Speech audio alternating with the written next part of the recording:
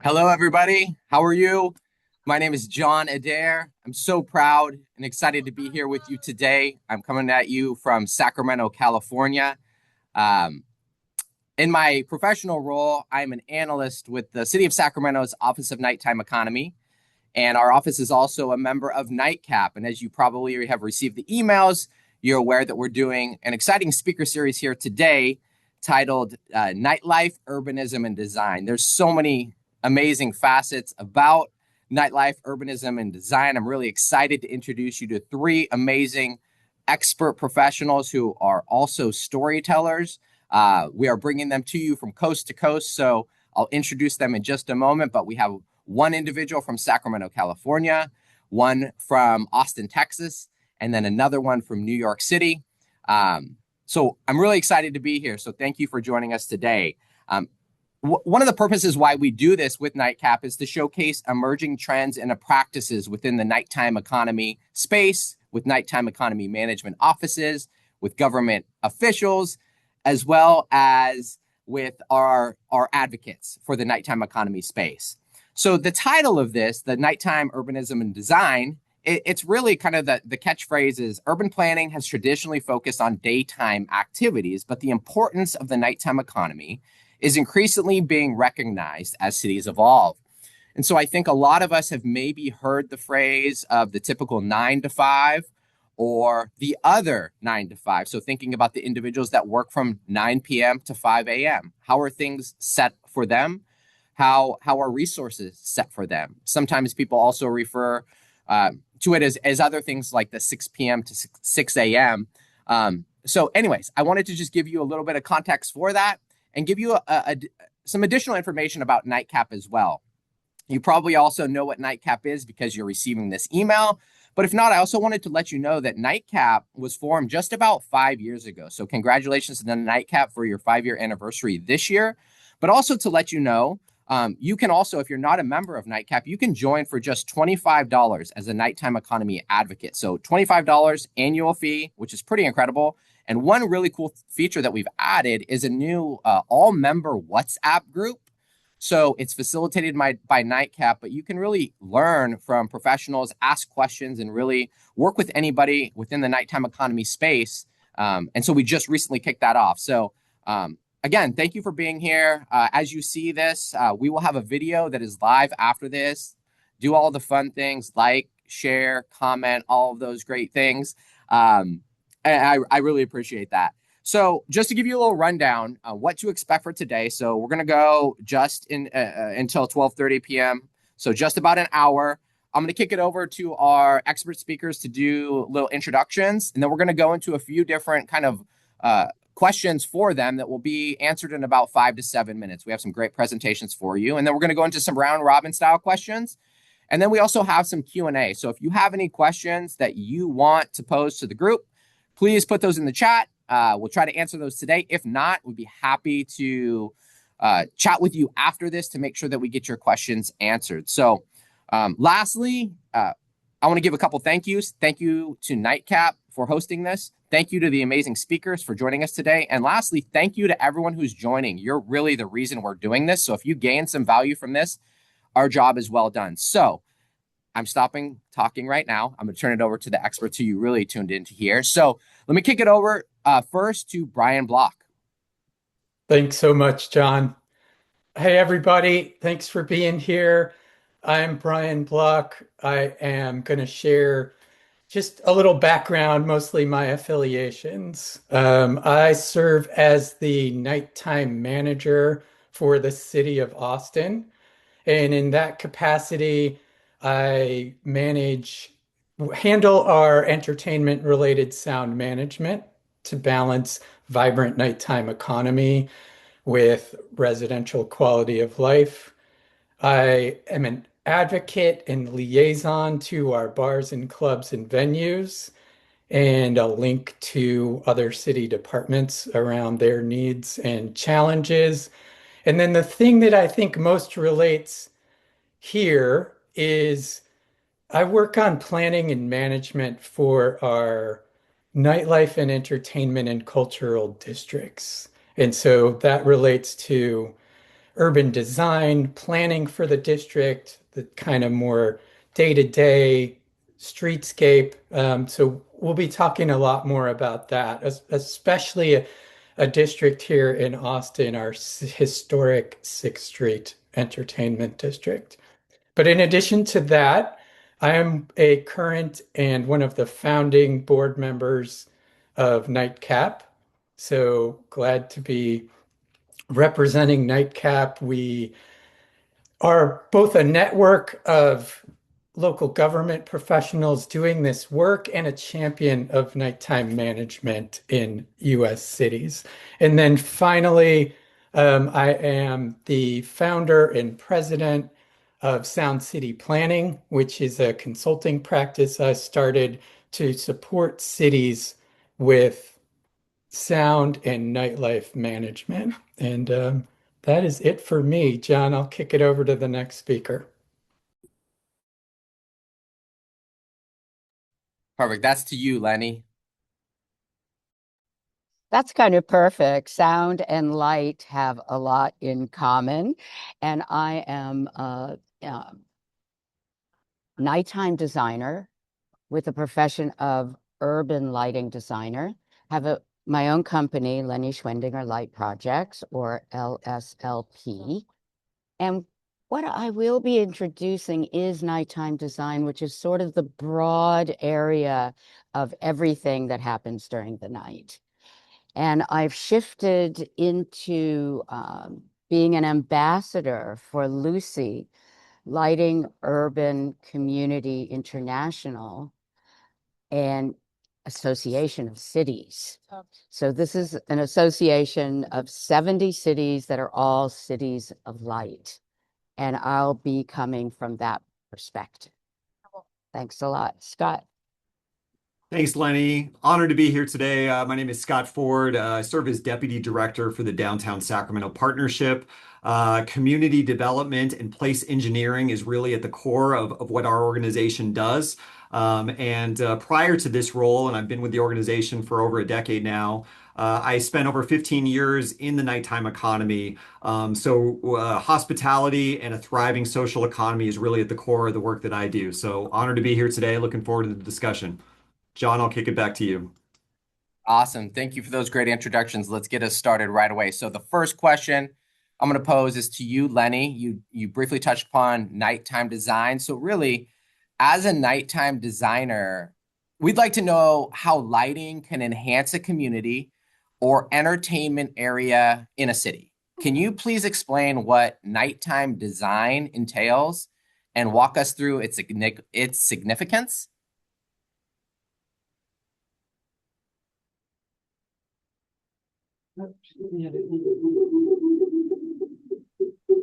Oh, Leni, we've got to have you unmute. Okay, can you hear me now? Yeah, okay, I was the guinea pig, that's true. Okay, so I want to talk about, well, I have a question for you. Are you afraid of the dark?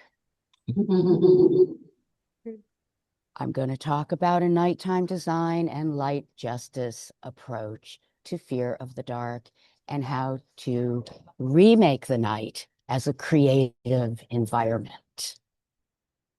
Yeah, I need together here. So nighttime design has 3 pillars.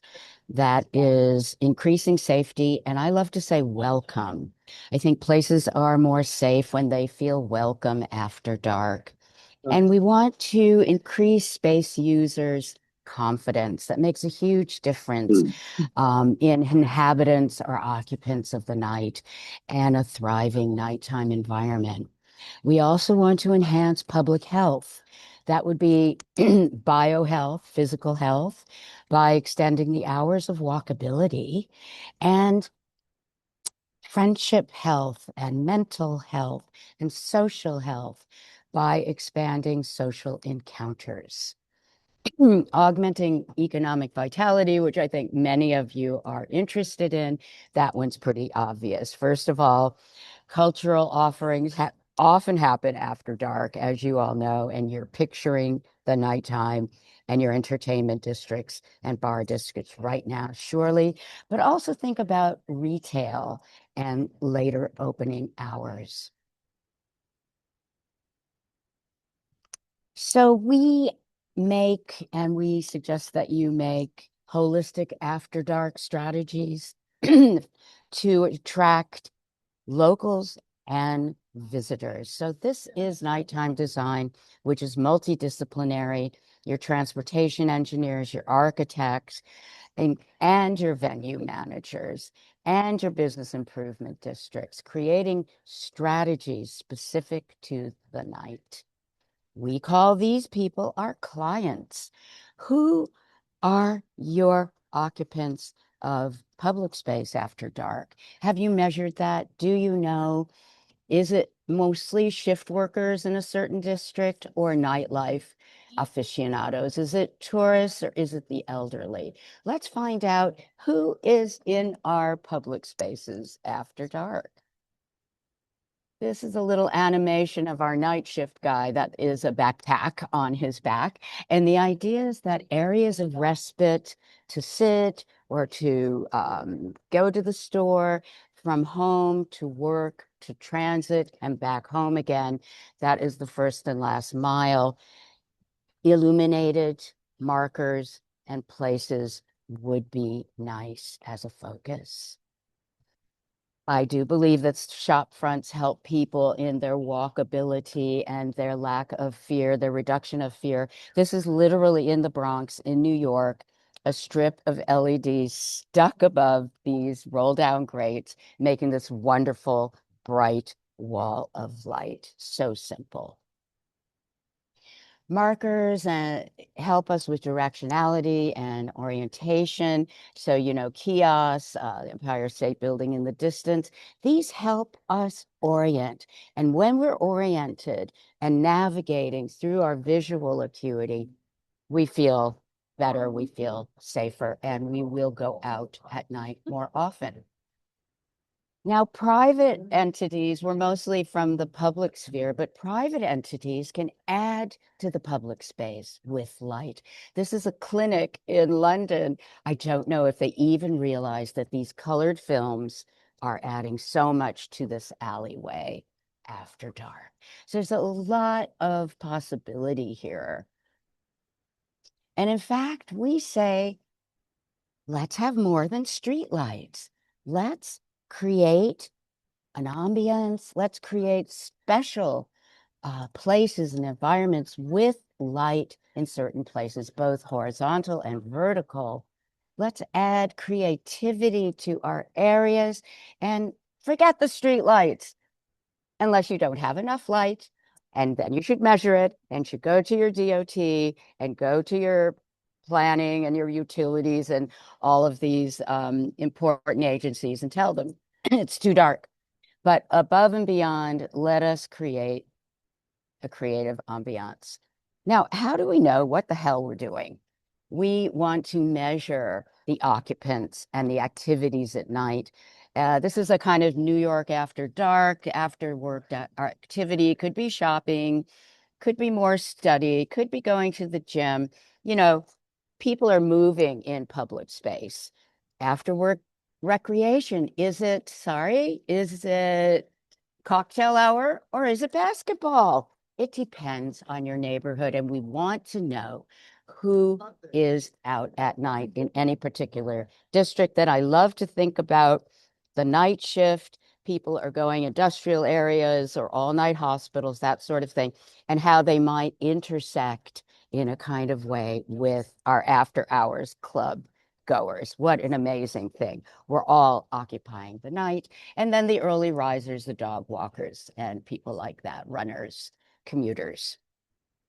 Here's another idea of measurement, which again, I really feel that shop windows contribute to the public environment. It's good for the shops and it's good for the pedestrian. Pedestrian has places to look and feels a warmth in the walking corridor. And of course, the shops or the stores are offering their goods, and hopefully people come back the next day. So what color is this place? We're very interested in community engagement. We're going to talk about that a little later. So it's not lighting for communities, it's lighting with communities. And this is our pilot in Cartagena, Colombia, making lanterns together with locals. So our first step really is night seeing, which is a night walk. You see several places, France, London, Boston, Times Square. And actually, I'll be doing a night walk at the University College of London for the Night Lab next week. It's the basic way of raising awareness. People don't consider light as a thing, but it's as real as a brick. It creates an identity, it creates inspiration, and of course, it creates a feeling of safety. After the walk, we have envisioning workshops. I'm sure you've all been to workshops, and we're looking at 3 objectives for the future of night. Pilots, let's see if we can light underpasses better. Let's see if we can light intersections better. Let's work with the DOT, as we did here, and a nonprofit to create a different ambiance in this very central intersection in New York. Finally, this rolls over to lighting strategies and master plans. Now, don't feel bad if you've never heard of it, because in America, we really do not include that in our urban planning. But as I mentioned, Lucy, the organization, all of their cities have lighting master plans. And I have worked on one in Australia, in Double Bay near Sydney, and also in Myrtle Beach. And that's my intro to what I do and to nighttime design. If people want to learn more, they can go to these websites. That's me. Leni, that was fantastic. What we could do maybe is have you stop sharing, and we'll kick it over to. We'll move from East Coast to Texas to Mr. Brian Block. And so, Brian, as Leni mentioned, nighttime design is crucial for strategically enhancing our urban spaces. So I'd like you to discuss Austin, Texas, particularly its entertainment district, 6th Street. Can you provide an example and an overview of the area's history, its complexities, and the various stakeholders involved? And if you could, we'd appreciate your thoughts on how design improvements could benefit the social and nighttime economy of the district. Thanks so much, John. Excited to talk about this. Leni, that was just a great overview. And so now I get to take us into a very specific case study, the kind of gritty reality as well as our aspirations. Um, so what I want to talk about is what does a successful nightlife or entertainment or cultural district look like? And kind of using this case study to explore where we've been, where we are, and where we want to go. And I think, some of the words that describe a successful district for me are welcoming, safe, vibrant, diverse, and successful economically, and it's financially viable and successful. Um, I see it as an ecosystem, that has many different players in it, from, large businesses and real estate, but also independent bars and clubs and venues and shops and of things of that nature to provides kind of authenticity and uniqueness. So, okay, with that, I'm going to take you through a little bit of a history, current and future of the 6th Street Entertainment District. And just to situate it on the screen, you can see this is the southeast portion of downtown Austin. About 5-6 blocks of 6th Street is the 6th Street Entertainment District. This dates back to the 1880s, the founding of Austin. It was the first commercial district in Austin. This old picture, grocery stores, restaurant, liquor stores, bars, a nice diverse mix. And horse and buggy. Take us to the 1950s, still kind of storefronts, mixed use, diverse. Here we are in the 1970s. That's a grocery store, the Humpty Dumpty. You see the bar behind it. 1980s and 1990s are a unique time for this district. It's really the kind of the height of live music in this district. It used to be kind of the center of live music in Austin. The original Antones was there. This was a venue called Steamboat from 1986. This is a venue called the Black Cat that was on 6th Street. This is early 1990s. So this developed organically. It wasn't planned, it's we're kind of dealing with what developed organically. 80s and 90s, there was still restaurants, some retail, and then these live music venues that anchored the live music scene in Austin. So in the 2000s is when a big change began to happen. Live music kind of left the street. It really didn't go far. Around the corner, we've got a wonderful, currently active live music district. It's called the Red River Cultural District, if you're familiar with it, just around the corner from here. But what happened here is they were the venues and the retail was primarily replaced with bars, binge drinking, bar hopping, high volume alcohol sales. Eventually, the street was closed because the crowds got to be too much, which kind of spiraled into a party in the street environment. Lack of diversity there, right? And here's some photos of what it looked like, what not too long ago. This was just 4 or 5 years ago. The street is full of people. There's no organization to the space. It's overcrowded. Um, these are just some photos of what it looked like there. This is what the alleys looked like. I'm going to get to more on this later. Still look like this for the most part. They're a little cleaned up, but so what did we do about this?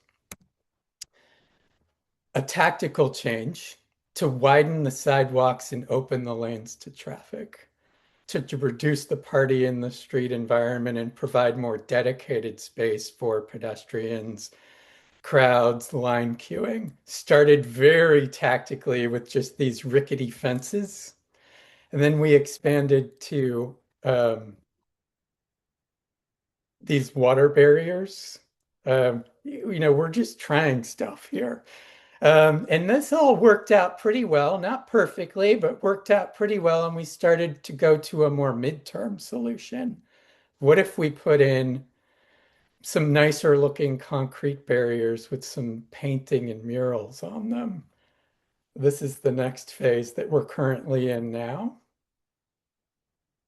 to widen these sidewalks and keep the lanes open.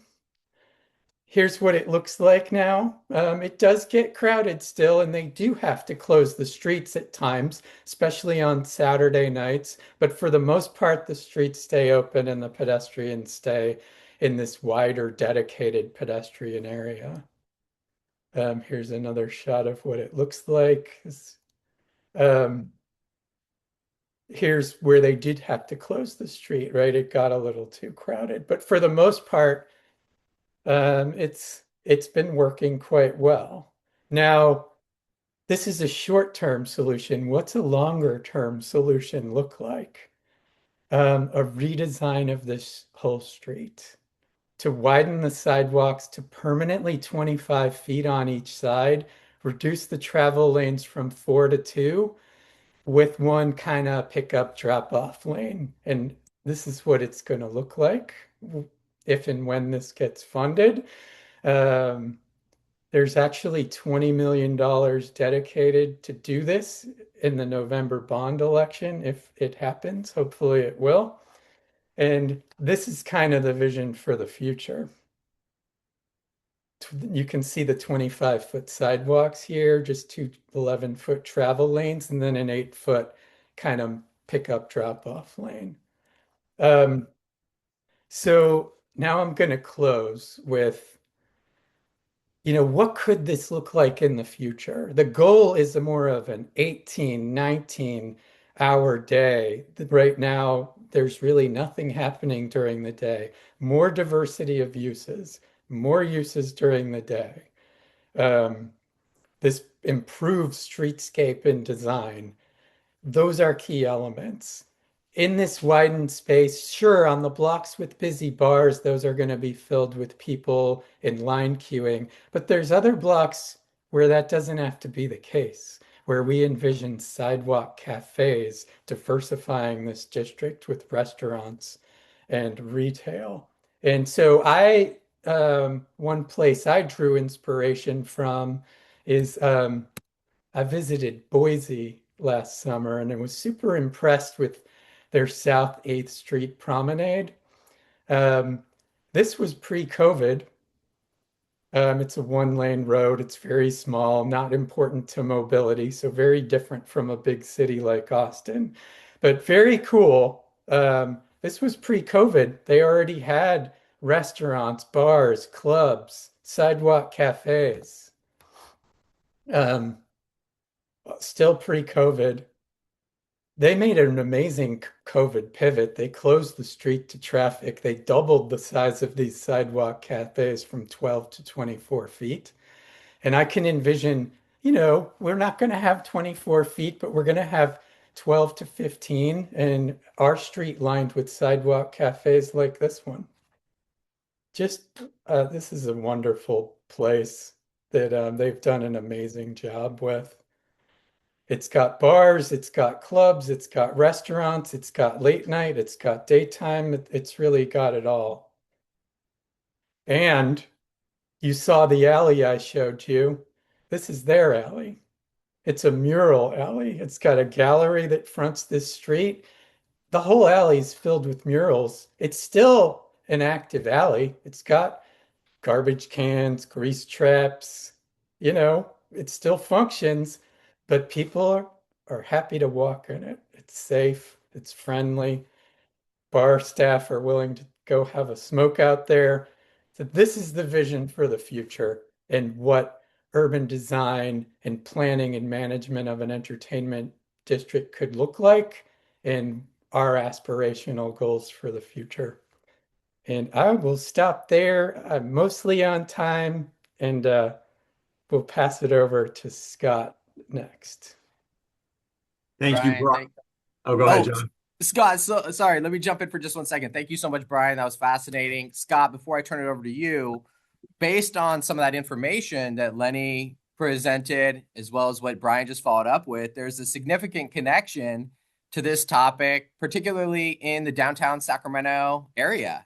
And can you discuss your observations regarding specific nightlife entertainment areas, their design elements, and the factors that contribute to their success in downtown? And if you can, I would appreciate if you could highlight a recent lighting project that you and your organization recently completed. What a great transition, John. Thank you very much. And I want to commend both Brian and Leni for really inspiring overviews of what you're doing in your respective markets and around the world in the case of Leni. So thank you for that. Again, welcome everyone to Sacramento. We are, as many of you know, the seat of policy for the fourth largest economy in the world, given that we're the state capital of the state of California. But we're so much more than that. We are a culinary capital. We now welcome Terra Madre Americas here every other year to Sacramento. But we are a creative capital. We are a cultural capital. And that is an identity that certainly our organization, the Downtown Sacramento Partnership, and our many partners from the city of Sacramento to the community more broadly, to the state of California have really embraced, I would say, over the past decade, and something we're really leaning into as a key value proposition of our place for the future. So a decade ago, Sacramento did something that was thought of as impossible at the time. We teamed up with the Sacramento Kings, and we redefined what the role of a shared entertainment center in the form of Golden One Center could look like in our region. And Sacramento, we're a region of 2.5 million people. I grew up going to events and Sacramento Kings games just north of the city where the arena previously was. But in 2016, the city of Sacramento was able to bring this venue into the heart of the city. It has been named the NBA's #1 venue in the past few years. It is the first indoor-outdoor arena in the NBA, as you can see. But really, the secret to success here is its strategic position in the heart of downtown Sacramento. The diversity of programming that occurs here, whether it's Disney on Ice or whether it's a Sacramento State University graduation or concerts, they all are, come to the Golden One Center. And this has had a gravitational pull to people throughout the city of Sacramento, but more broadly, the 10 million people that are within a 2-hour drive of Sacramento. So this has really redefined people's relationship with the heart of our city. And in retrospect, I'm really glad that we have added this dimension and really invested in the social economy here in Sacramento because it was a much different period when I was growing up before this. Now, 2020, as we all know, was a pretty disruptive force to certainly downtowns, but to cities across the country and around the world. And since place is about people, one of the metrics that we use to measure the performance of place is pedestrian activity. And what you're looking at here is a measure via Placer AI of the daytime population on average in downtown Sacramento.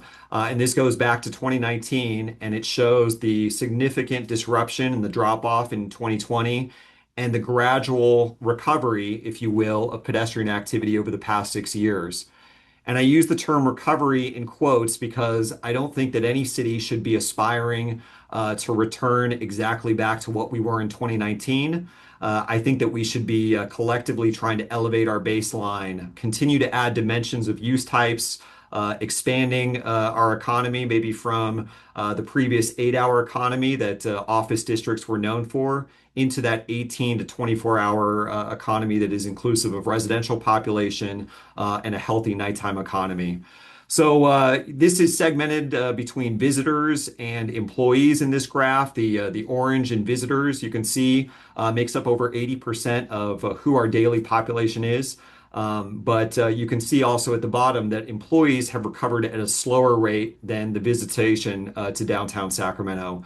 For context, employees are back at about 57% in their place of employment versus 2019 numbers, while you can see the overall pedestrian recovery has exceeded 80% in the past few years. And to dial in a little bit more specifically, if we look at just weekends and evenings, and I'm defining weekends from Thursday through Sunday here in Sacramento, and those evening hours, that period of the population has actually exceeded pre-2020 levels. So I think the data helps us underscore the importance of strategic investment, removing policy barriers, and really investing both from an economic standpoint, but also from a social capital standpoint in the value proposition of our central neighborhoods, of our areas that contain thriving social economies, because fundamentally people still want to come together. Technology is a great efficiency multiplier in a lot of ways. I could argue that technology is also an isolation accelerator, but fundamentally good things happen socially and creatively when people come together. And so I think designing our spaces with intention to make sure that we are being very thoughtful about how can we increase the magnetic pull of our neighborhoods and bring people in. So bird's eye view, these are the 102 blocks that our district manages here in Sacramento, outlined here in orange. And just kind of gives you a feel of the geography that we're looking at. I've told Brian before that there's some parallels between what I've seen in Austin and what I've seen in Sacramento as far as the layout. And I'm going to break this down a little bit as to how we look at it. So laying a heat map of pedestrian activity over this geography map, you can see over the past 12 months what are catalytic drivers, are key civic amenities that are bringing people into the heart of Sacramento at the highest rates. And the red and the orange indicate where that is. And for those of you who aren't familiar with, there's three distinct districts that really are the drivers of pedestrian activity today. That's Old Sacramento Waterfront, our historic Gold Rush district that's nestled along the Sacramento River, the Golden One Center and the surrounding downtown Commons area, and then a expanded Safe Credit Union Convention Center and Theater District on the east end of Sacramento. These are the areas that are shared investments, our city, our county, our state, but also the private sector that have made these catalytic drivers really successful. And it's important that we recognize and measure the impact that they're having, because the big stuff enables a lot of the smaller stuff. That's what has the economic and the social ripple effect around it. It inspires people to come in at a higher percentage into the heart of the city. And it also helps stimulate private sector investment into the types of housing, hospitality, and social economy product that we want to see, that I think all of us identify a thriving place, with that healthy amount of activity. Now, I think of public space design, and I kind of use the term place engineering as a series of rooms and hallways. And the rooms are those civic amenities, those are your catalytic drivers. But the hallways, the corridors that connect those are equally important. Because you want to give people opportunities to intuitively move between these centers of activity and increase their duration of stay. And so the K Street Mall represents a key corridor for Sacramento. I've been told for generations that the K Street Mall in Sacramento has been the place that locals come to meander. We come without a set itinerary. We come just to run into our neighbors from all parts of the Sacramento region and beyond. And there's enough going on in this area to, that you don't need to have set plans. You can just enjoy it. But in spite of that, over the past couple of decades, the K Street Mall, that corridor, has suffered from the highest vacancy rates as far as ground floor vacancy goes of any of our 7 subdistricts. So it's important that we take note of this opportunity area, as we highlight here, and we look at ways to invest in these corridors, and we strengthen the investments around these big civic amenities. So during the daytime, this is what the street level experience looks like on the K Street Mall. A healthy amount of pedestrian activity. Obviously, with office workers still having a significant amount of telework here, the sandwich economy, as I call it, that daytime, lunchtime population has been significantly challenged. But we're working to inspire people to be back in their place of employment more frequently, which helps the daytime economy. But really, what Leni alluded to in terms of intentional nighttime design and creating spaces that expand the operational hours for these businesses and make sure that we are welcoming people in a fundamentally safe and exciting way in the evening hours, has really taken on a new sense of urgency as we look to recalibrate this corridor. So a few ways that we've done this, from the policy perspective, we've got, I know, some fantastic partners from the state of California who have joined us, as well as I do want to recognize my great partners with the city of Sacramento, Tina Lee Vogt, John Adair, both with the Office of Nighttime Economy, and the Convention and Cultural Services Division with the city of Sacramento. There has been intentional effort to invest in sociable city assessments, lighting design, really elevating this conversation all the way up to the mayor's office and up to the governor's office at the state level, to say that there are opportunities for us collectively to rethink what our downtown neighborhoods and what our thriving social corridors can be. And so one of the examples of that, we learned from our friends in San Francisco about the opportunity around entertainment zones. For those of you who aren't in California, but may have something similar in your jurisdictions, entertainment zones are a new tool that allow brick and mortar businesses within a designated footprint to participate during special events by selling to-go alcoholic beverages within that area. There's a management plan to make sure that it is done well, but it really gives those businesses the opportunity to participate, in the economics of that. So we bookend both ends of the K Street Mall with entertainment zones here in Sacramento. We also have, as a PBID, a property-based improvement district, we have learned that national best practices around our role in public safety come with leveraging technology and making sure that we are working with best-in-class private security to complement our public safety partners in the form of Sacramento Police Department on up to the California Highway Patrol. But we are really leveraging technology in the forms of a camera network, but also 24-hour, 7-day-a-week staffing now because public safety is fundamental to the success of any healthy neighborhood.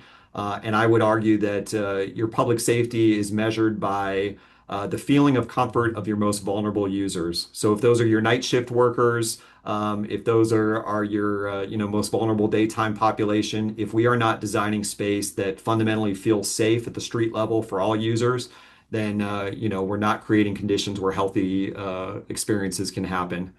And on top of that, the city of Sacramento has also been leaders in alleviating a one-size-fits-all entertainment permit that had previously been in place here in Sacramento, and really drawing inspiration from places like Austin, like New York, like Nashville, and others that have removed barriers for local creatives to tell the story of your community in the most authentic way. And I would say music, art, other forms of creative expression. Really, that is the most authentic Sacramento story. And so by giving businesses the ability to offer limited entertainment permits and maybe have that happy hour musical act on a patio, or creating pathways for local creatives to be employed and to work in our local venues, that really is part of telling the Sacramento story and creating conditions that people want to spend time in. So we've been intentional about all of those. The other portion that we've thought about is, and I'm going to use your quote, Lenny, let's have more than streetlights. So K Street between the Golden One Center and the Convention Center does have streetlights, but we have also had an environment that has felt, I would say, underlit for decades. And there's a variety of reasons why more lighting hasn't been added to this corridor. We have hollow sidewalks from where the city of Sacramento was literally lifted 12 feet in the 1800s, which makes it hard to add more poles to it. But what we did is an assessment of what the inventory was and what was possible. And so we do have a light rail line that's our shared regional transit that comes down the K Street corridor, and those have 20-foot tall poles that power the train. So we worked with our partners to identify funding at the state of California and with the city of Sacramento. We worked with regional transit. We drew inspiration from what K Street looked like in the 1960s. This is looking up that corridor that I showed you a few slides ago. And this was where Sacramento came together to enjoy a thriving theater district, a thriving retail district, and it was really kind of our marquee light corridor. And so drawing from this inspiration, we built upon those poles that are existing, and we worked with the local lighting designer, Michael Sestak, and we added over 6,000 LED bulbs to just under 40 poles along this corridor. Extremely energy efficient, and they have the ability to program them and run them through a single app. So when the Kings are playing, we can run purple themes up and down the corridor. And we can change this light theme seasonally throughout the year. It also has a really dynamic program. So a still photo doesn't capture it, but it gives you the feeling of kinetic motion. And I think from a psychological perspective, it sends the cue that we want people moving up and down this corridor, in non-motorized mobility options. So we also think that it is going to send a very clear message that we want to see a healthier mix of use along this corridor. Yes, social economy, but we're also seeing more and more residential and hotel inventory be proposed along this corridor. So in the first 6 months, it's already been very successful in a variety of ways. And again, getting back to places about people, what this does is facilitate the types of shared social experiences that we all want to have together.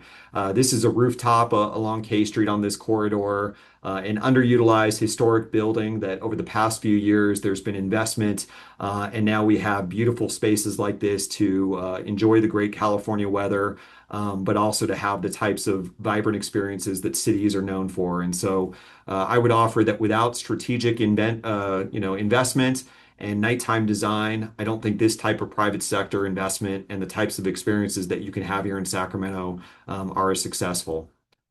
And I'll close with this, place is infinitely fascinating. Whether you're in Sacramento, Syracuse, Austin, or New York, your sense of place is your unique value proposition of the world to the world. So, leverage that to its fullest ability, celebrate place, remove barriers to entry for local creatives who want to tell the story. And if you can do that, I will offer that I think your place will be successful. So with that, I'll kick it back over to John, but thank you, everyone. You, Scott. That's a fascinating look at downtown Sacramento and the activities there. So thank you so much for sharing that. One pause here. I want to say if anybody has any questions that you want us to address at the end, please feel free to add those to the chat. If not, I'm going to run through the next 15 minutes with some round robin style questions for the panelists. So get ready for these. I'm going to start, Brian. Hey, John, real quick. I don't know if I can't, your audio is not super clear. If it's just a little muted. Am I any better? Yes. Oh, okay. Sorry about that. I don't know what happened. Oh, yeah, I'm in the room and the light just went off. It's okay. Is ready for me to move on to you with these amazing questions. So I'm going to kick it over to you, Brian. And if you can each, I'm going to go Brian, Lenny, and then Scott. If you could answer these in maybe round robin style, 1 to 2 minutes each, we're going to go through 4 different topics over the next 15 minutes. The first one for you, Brian, is safety. So safety is often a primary concern for cities at night. Inadequate lighting and neglected public spaces can lead to unaddressed threats, turning everyday activities like commuting or socializing into potentially hazardous experiences. Can you please share a strategic approach you use in your work to address safety issues? Thanks, John. And I'm going to stay with 6th Street on most of these because I think it's very relevant. This whole effort to kind of revitalize and redesign 6th Street is really, I mean, it's decades long that we've wanted to do this. But what catalyzed it, unfortunately, was a shooting in 2021 down on 6th Street. And instead of just kind of knee-jerking to a law enforcement and security approach, what we did was say we want to take a more comprehensive approach to planning and managing this district for safety. But it's not just about safety, of course.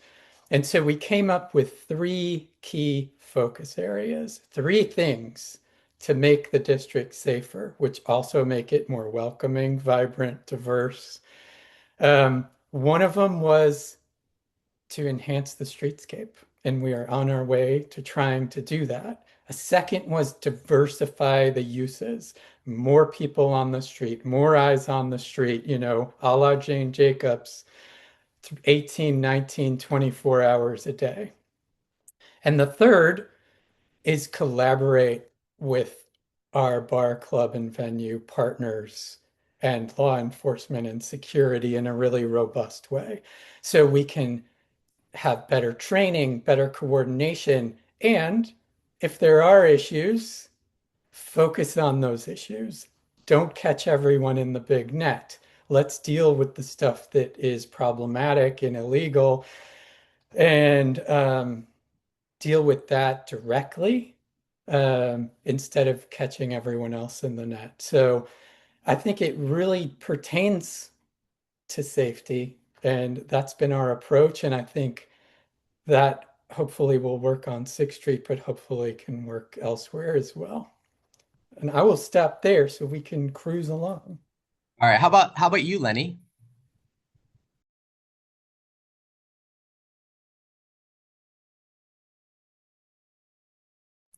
Lenny, I just need you to unmute again. Okay, done and dusted. Yeah, I am quickly, and I did time this in the taxi cab, going to read from my Humanizing the Night speech, which is soon going to be available. According to a recent Gallup poll, 40% of Americans fear walking alone at night, especially women, lower income, and urban dwellers, the highest level in about 30 years. Fear of crime after dark causes people to change their behaviors, which has a profound effect on our economy and social fabric, keeping many from social events. Even anxiety about walking to and from parking is an obstacle to event attendance and entertainment zones. Female night shift workers, especially those in healthcare, face heightened fear navigating public spaces after dark. 90 Seconds of Terror, a notorious Australian documentary, highlights poorly lit routes to park cars, resulting in increased fear of physical and sexual harassment. Women's safety in public space is a serious issue worldwide. In studies and media and our own on the street research, women are truly vulnerable to male attackers after dark.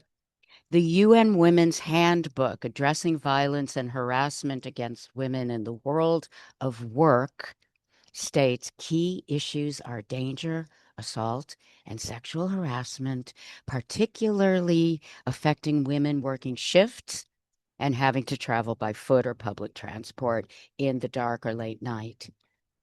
And I think about domestic violence entrapment or women who simply feel cooped up in their apartment or house. The natural place to go would be nighttime sidewalks. But what if those linear spaces are just as scary as home? A UK-based white paper found that 80% of people feel more unsafe in public spaces when it's dark.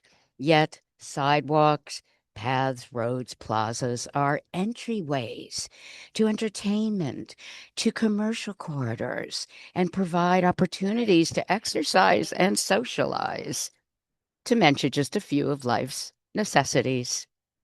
These realities underscore our commitment to illuminate the night. Please join us. Lenny, that was great. I'm going to jump in just to close us out here, but I think that Sacramento has a lot of parallels, as I mentioned, with Austin in many ways, and K Street has also suffered from perceptions of safety and some high-profile incidents over the past few years, along K Street. So, if any user, as I mentioned earlier, doesn't feel safe, then you're missing, the opportunity to really maximize the potential of an area. And so, safety is a non-starter if you can't get it addressed. I mentioned our augmented relationship with HQ Security to complement the Sacramento Police Department.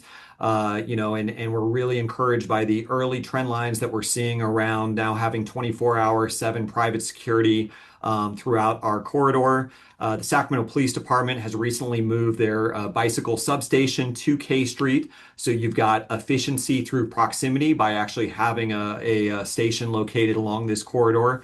And then one thing that hasn't been addressed as it relates to safety is vehicular safety. Nighttime, as we know, and I think Lenny shared this stat with me earlier, is that 75% of fatal or significant accidents happen after dark. So lighting is a key part of that, as are street bollards and other types of intentional public realm design to make sure that we are proactively managing our public space, mitigating risk on the front end, and creating space that do have dynamic curb management opportunities for rideshare and for other forms of mobility, but also making sure that we are defining the space on the front end to support a safe and vibrant social economy.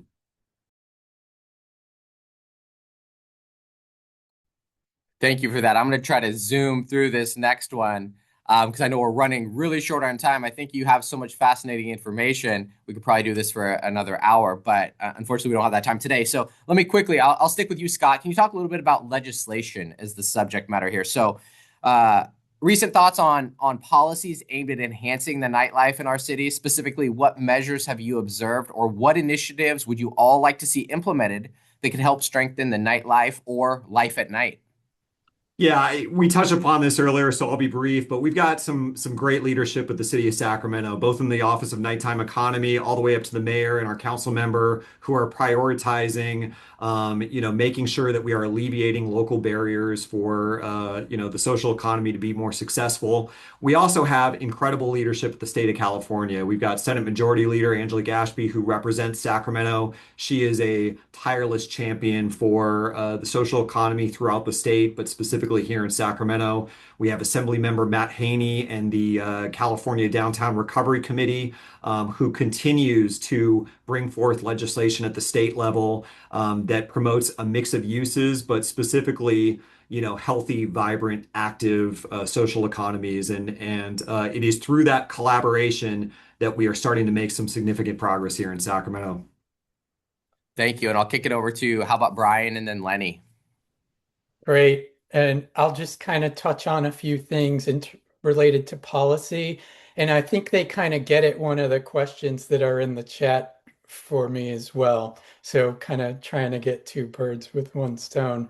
Um, as we look at a more diverse Sixth Street district with daytime uses, less of the kind of high volume alcohol sales, I think how do we remain unique and authentic? And I think part of that is featuring legacy businesses, small businesses, arts, culture, and venue places.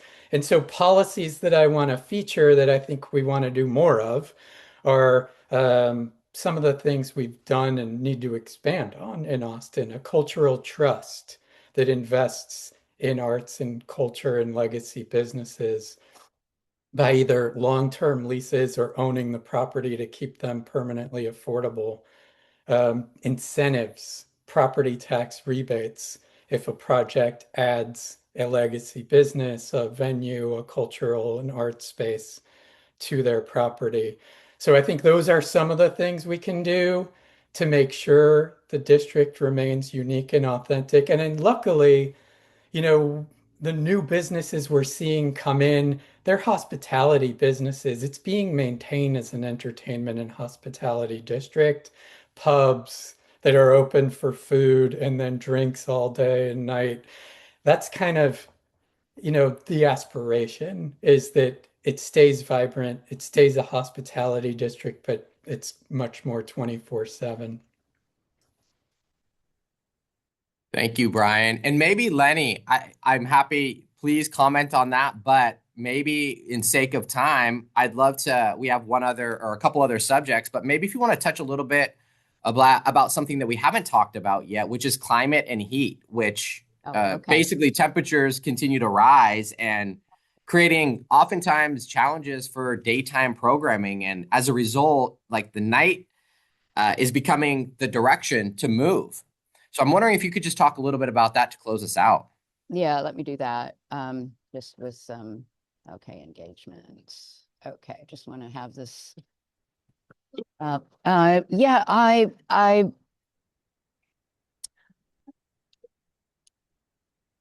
I think, and it is controversial, as you can see, that we can move from the dystopia of today to a noctopia tomorrow by creating more welcoming and walkable and workable streets for sports, conferences, working day and night. What I'm seeing is that many of the day work is being brought into the night. Why? Because the sun is down. So the idea is that as the planet warms, as especially the urban areas warm, that we need to prepare for placemaking after dark, for a noctopia, a place that people can engage, a place that people can run, can play, can work, and be able to navigate after dark feeling safe. It's not like that now, and we're going to need it.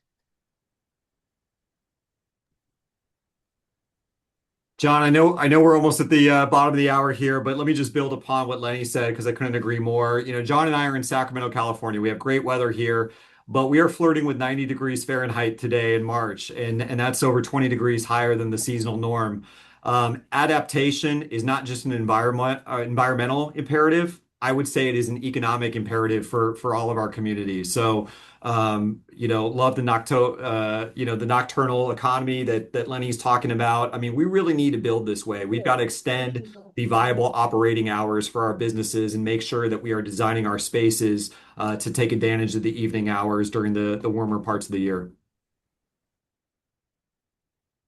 Thank you for that, Scott. I know we have come to that time where we need to cut us off. Brian, I don't want to leave you out because it kind of stopped there. It sounds like, or looks like you're nodding your head and you might be good. Before we go, I know that there were some amazing questions that we were unable to get to. We weren't even able to get through all this exciting stuff. But what I promised to do is to make sure, Alistair, I saw a lot of your stuff coming in. Thank you for your support across the pond. Of course, you can become a member. We would love to have you at NITECAP and your amazing expertise. But I just wanted to mention, we will send out this video too if you would like to rewatch it or share it with somebody as well. Again, if you would like to join NITECAP or just follow along with some of the discussions that we talk about in the nighttime economy space here in the United States, North America, it's interconnected with everything that's happening across the world. Before I go, thank you all again so much for coming. Thank you to our amazing speakers for your expertise, the time that you've put in. And I will connect with you after this so we can answer some of these questions and really get back to the individuals that were engaged today. But I can't thank you enough for the engaging discussion and for really elevating kind of what we're talking about, nighttime urban design and the interconnectedness of what's happening all throughout our country. Thanks, John. Thanks, everyone. Have a good day. Thanks all.